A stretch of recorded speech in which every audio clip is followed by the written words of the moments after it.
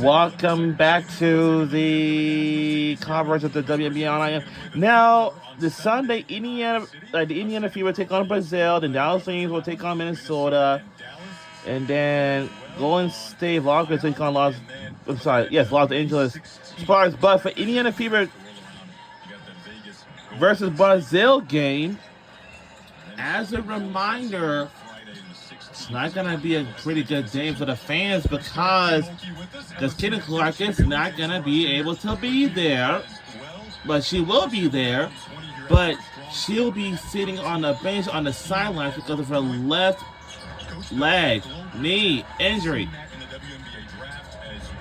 And there's no timeline of when she will be able to get back onto the court. I mean, like, get on the court and play. It seems like she's going to watch our game throughout. Rhythm's insane for this offense. Problem is, Washington gets the football at this point, and Penix would love to tie this game up before the break. Fair point. 5-yard penalty tacked on as the Trojans were offside of the kickoff for the beginning from the 30 with a play fake on first down. Penix launching, and finally, Jalen Pope goes up and gets it. He's late to the party, makes an impact play for the first time. The number 2 receiver for 32 yards. Watch this safety right here, Bryson Shaw. He just kind of starts to freelance. There's nobody back there, and you can't do that against Michael Penix. Eyes downfield, he's been patient all night, checked him down. That time he sees a bust in coverage and makes him pay for it. Polk on the sideline after the catch. He's been targeted a couple times. That's his first catch. A guy that has 600-yard games this season. Imagine that a one-wide receiver with 600-yard games. Odunze's got 5. They're without Jalen McMillan again. Still battling that ankle injury, but no shortage of weapons. Yeah, no doubt. And when you get a counter like this, the patience of a runner is so important. If he would have bounced this outside, out here, he's got huge yards. Instead, he gets underneath, didn't give it a chance to develop, or that's a big gain around the edge. Jackson motions out empty backfield on 2nd and 11 after a rare tackle for loss tonight and that first down run. No pressure, Penix guts it, and it's incomplete. He had to deliver that one in a hurry. Yeah, I know there are some college football teams in Philadelphia and in parts of Philadelphia suburbs.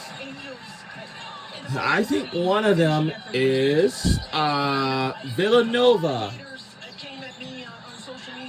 and two teams in Philadelphia. We have Temple Owls, and also we have Penn Quakers. And for Penn Quakers, they're on the campus of the University of Pennsylvania. That's a big one. I mean, that's a big university up there. I heard they have the Hospital University. Wow. What a stone away. And what I was saying is, they have their own venue, like the Franklin Field Stadium over there. It can host like lacrosse, football, and track and field events of the University of Pennsylvania. And another thing, man, that team is so big. And they have 2 trolley stations in the University of Pennsylvania section. We have 36th Street. That's the less loud station stop down there. It's less down there, and the stairs are very easy. They have less stairs. They have less of them. That's a good fact. They opened in the same year of 1955 sometime. And that's located on 36th and Sansom Streets.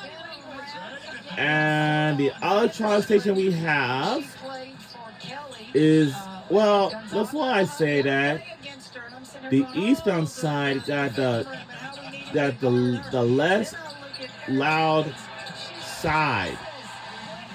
And the westbound side is very loud. And the other trolley station stop we have is 37th Street. Yes, 37th Street. Yes. Yes, 37th Street. Yes. Yes, 37th Street. Now that trolley station stop is the loudest stop ever, especially on the westbound side. That's the loudest. But the eastbound side is less. So, and I'm sure they have the Hospital of the University of Pennsylvania. And they also have Children's Hospital of Philadelphia. It's shop, and they have a brand new pavilion across from the Hospital of the University of Pennsylvania. Is the pavilion, the Hospital of the University of Pennsylvania. Now that's a big one. That's brand new. Also, they have the Parliament Center right across. Like, all you have to do is cross the bridge. And they have the Burger Building. Yes, they do have a Burger Building for the Children's Hospital of Philadelphia. There's one building that they really miss the most is the Wood Center, but until then, they have demolished it. Man, I really miss that building so much, man. Especially those elevators.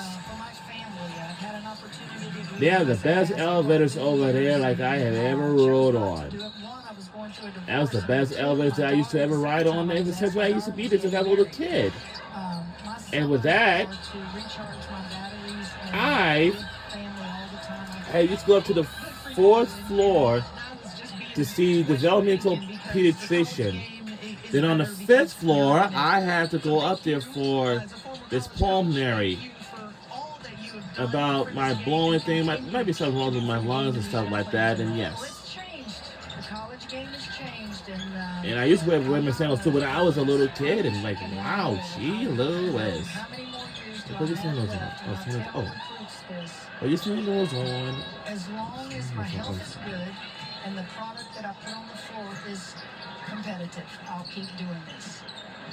Coach, the game is changing. And I used to be at the Children's Seashore House for this hearing thing, and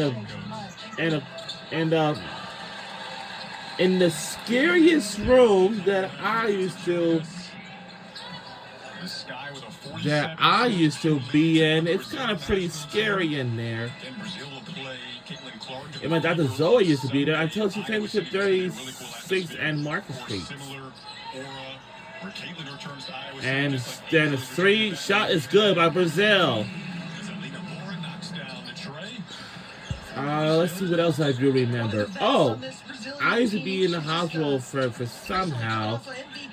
Since I was looking at an asthma attack, and also I used to be there for this baby twisting. That's why I had to stay. And I was kind of pretty scary too.